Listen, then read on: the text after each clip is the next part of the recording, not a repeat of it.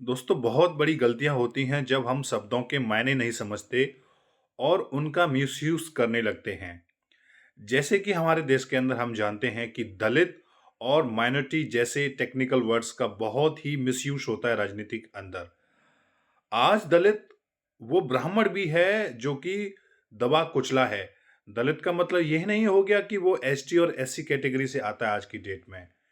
क्योंकि दलित का मतलब ही होता है जो दबा हुआ हो, डिप्रेस्ड हो।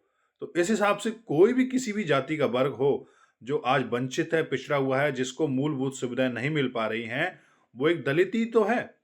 दूसरी बात हम करेंगे माइनॉरिटी की। तो माइनॉरिटी तो देखा जाए तो सही मायने में ये सिख लोग हो गए, पारसी लोग हो गए, जैन धर्म के लोग हो गए हमारे देश के अंदर।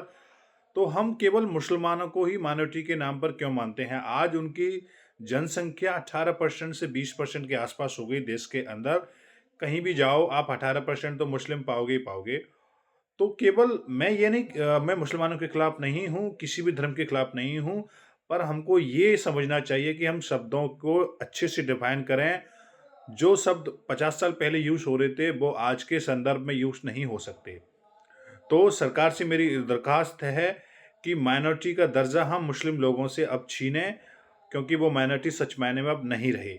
जो लायक हैं उन्हीं को हम माइनॉरिटी कहें, जिससे कि ये माइनॉरिटी की राजनीति बंद हो और दलित की भी अब डेफिनेशन चेंज करने का समय आ गया या इसको बताने का समय आ गया कि दलित का मतलब क्या है। जय हिंद दोस्तों।